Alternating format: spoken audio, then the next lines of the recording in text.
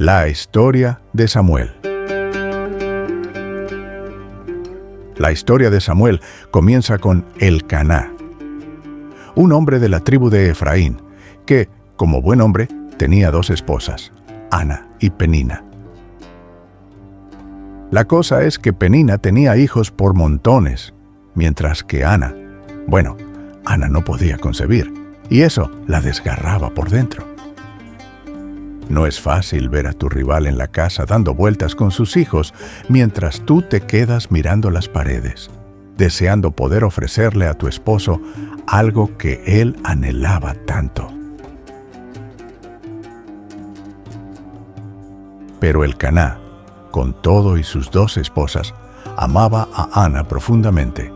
Cada año, el hombre viajaba con su familia a Silo para rendir culto a Dios y hacer sacrificios en el tabernáculo, donde los sacerdotes Eli, Ofni y Finés servían.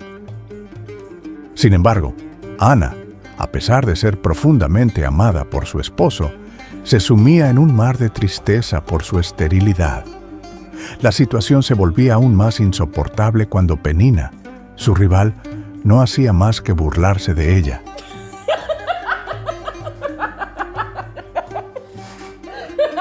Ya se imaginarán cómo Ana se sentía. La culpa, la vergüenza, todo eso se le venía encima. Una vez más, Ana se dirigió al tabernáculo, su corazón lleno de dolor, y comenzó a orar con fervor. Llorando, le prometió a Dios que, si le concedía un hijo, lo dedicaría completamente a él, sin reservas. En ese momento, Eli, el sacerdote, la observó en silencio y pensó que estaba borracha. Vaya confusión. Pero Ana, con voz temblorosa, le explicó su angustia. Eli, viendo la sinceridad en sus ojos, le aseguró que Dios concedería su petición. Meses después, Ana regresó a su hogar y quedó embarazada.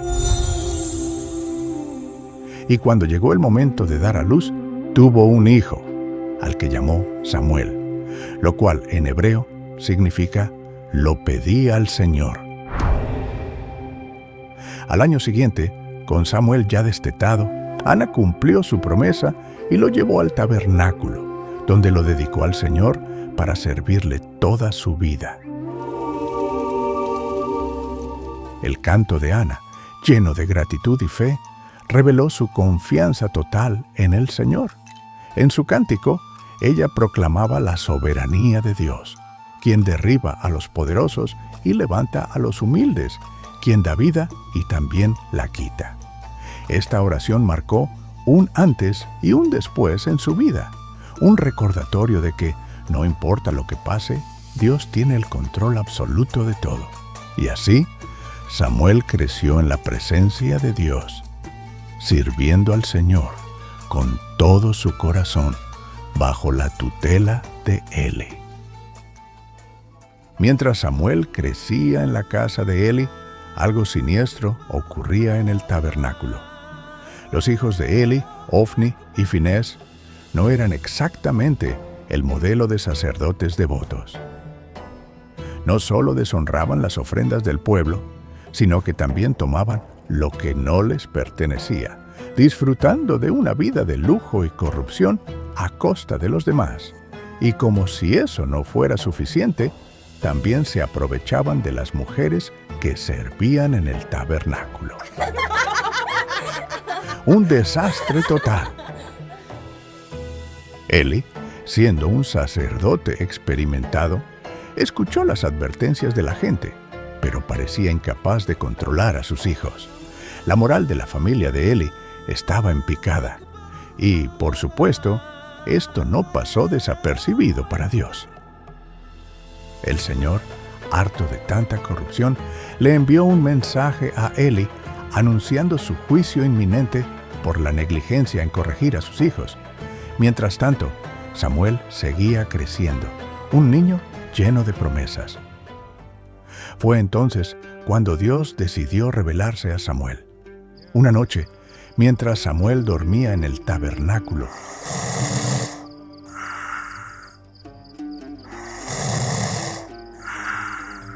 Escuchó una voz llamándolo: Samuel. Confundido, pensó que era Eli quien lo llamaba, así que corrió a su lado. Eli, sin entender, le dijo que se volviera a acostar, pero la voz se repitió, y así sucesivamente, hasta que Eli, finalmente, comprendió que era Dios quien llamaba a Samuel. Entonces le dio un consejo sabio: responde, habla, Señor, que tu siervo escucha. Samuel, obediente, lo hizo, y Dios le reveló que el juicio sobre la familia de Eli era inevitable. El Señor le dijo que Eli no había disciplinado a sus hijos y que, como resultado, su familia sufriría la condena divina. Al día siguiente, Samuel, con el corazón apesadumbrado, transmitió el mensaje a Eli.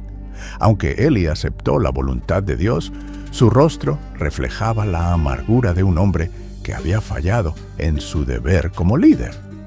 Esta fue la primera vez que Samuel fue reconocido como profeta, y desde ese momento se levantó como una voz poderosa de Dios para Israel.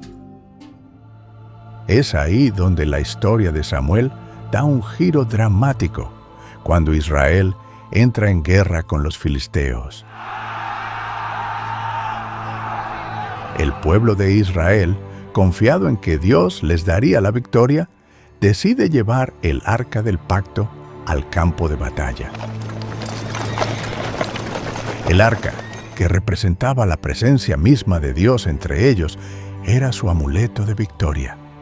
Sin embargo, para sorpresa de todos, los filisteos derrotan a los israelitas de forma aplastante. 30,000 soldados israelitas caen, y lo peor de todo es que los filisteos capturan el arca. Cuando Eli, el sacerdote, se entera de la noticia, no puede soportarlo. ¡No! ¡No! Se desploma y muere al instante. Además, sus hijos, Ofni y Finehés, también mueren en la batalla.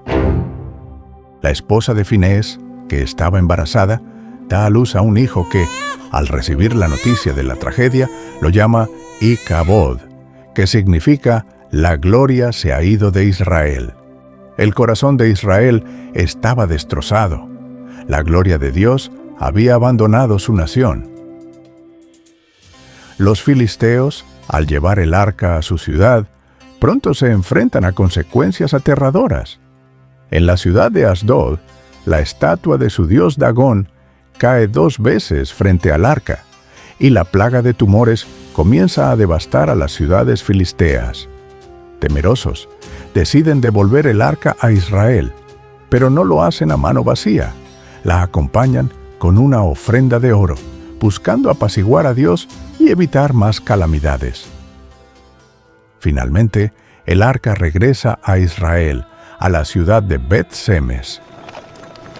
Los israelitas reciben el arca con alegría, pero, para sorpresa de todos, algunos de ellos se atreven a mirar dentro del arca. El resultado fue fatal. 70 hombres mueren, provocando un gran temor en todo el pueblo.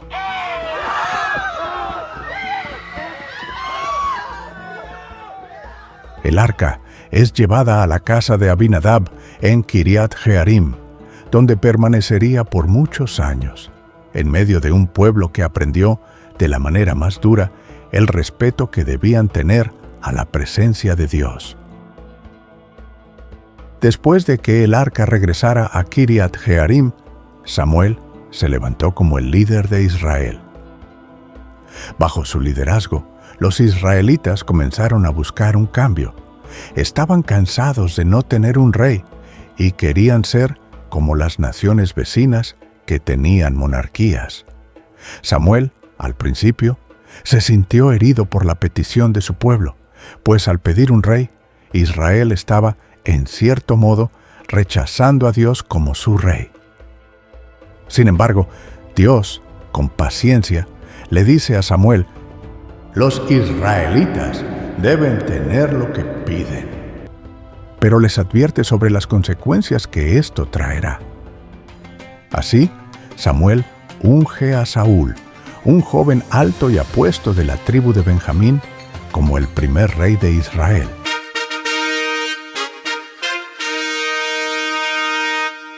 Saúl recibe señales divinas que confirman su destino y comienza su reinado con mucho éxito. Sin embargo, a medida que pasa el tiempo, Saúl comienza a desobedecer las órdenes de Dios. En una batalla contra los amalecitas, Saúl desobedece las instrucciones de Dios, no destruye completamente a los amalecitas y perdona la vida al rey Agag. Samuel, furioso, le recrimina por su desobediencia, diciendo que la obediencia a Dios es más importante que los sacrificios. Como resultado, Dios rechaza a Saúl como rey y le anuncia que elegirá a otro rey, uno que sea conforme a su corazón. Así comienza la caída de Saúl y el ascenso de David. A lo largo de la historia, Saúl sigue luchando contra sus propios demonios y su desobediencia. Mientras tanto, Samuel, siguiendo la orden de Dios, unge a David, el hijo menor de Isaí, como el futuro rey de Israel. Aunque Samuel pensó que Eliab era el elegido, Dios le enseñó que él mira el corazón. Finalmente, Isaí presentó a David, un pastor despreciado y olvidado, a quien Dios eligió por su obediencia. David fue ungido y el Espíritu del Señor vino sobre él. Esta elección marcó el inicio de su reinado y la continuidad del plan divino. La historia muestra que Dios escoge a los humildes y obedientes, no a quienes aparentan. Samuel fue un consejero respetado en Israel. Tras su muerte, Saúl, ya apartado de Dios, consultó a una bruja para invocar a Samuel. El espíritu del profeta le anunció su derrota y muerte. Este acto desesperado reflejó el final de Saúl, un corazón endurecido que eligió el orgullo sobre la obediencia. En contraste, David mostró que un corazón obediente puede cumplir el propósito de Dios. La historia de Samuel, Saúl y David nos recuerda que Dios no mira lo exterior, sino lo que hay en el corazón. Si te gustó, dale like, comparte este video, activa la campanita y suscríbete para más videos.